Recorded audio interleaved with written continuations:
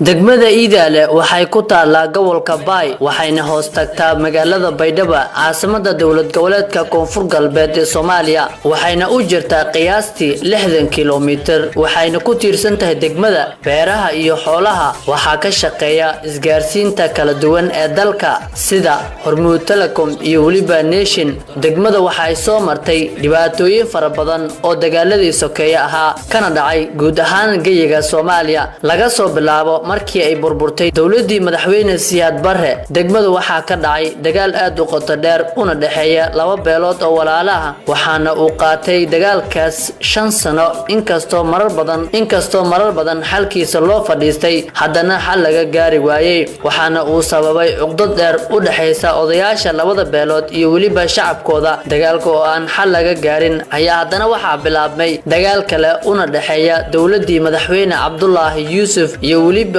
kooxihii magac badnaa ee Al-Qaacida aasna u ahaa kooxda Al-Shabaab degmada hadda waxa ay ku jirtaa go'doon dheer taas oo markaasi ay saareen kooxda Al-Shabaab go'doonkaas ayaa waxa ay kaga hartay degmooyinka iyada la midka ah sida degmada Diinsoor Qansax Dheere iyo waliba degmada iyo Goof Guduud mana jiro qof xasuusan dhibkaas ay degmadu soo martay laakiin xildhibaanada degmada ka soo jeeda ayaa inta badan waxay ballan qaadeen inay markaas wax badan ka qaban doonaan dhibaatada degmadaasi taas oo markaas qof walba uu ogsoon yahay in ay dhibaato fara badan ay degmadu ka jirto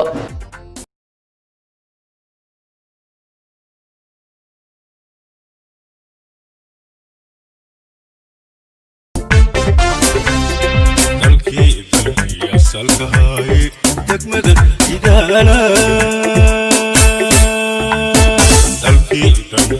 salkahay degmada Idaale tolkoy ami mari sabana iskuubi tolkoy ami mari sabana iskuubi walla ka doorsada walla ka doorsada walla ka doorsada walla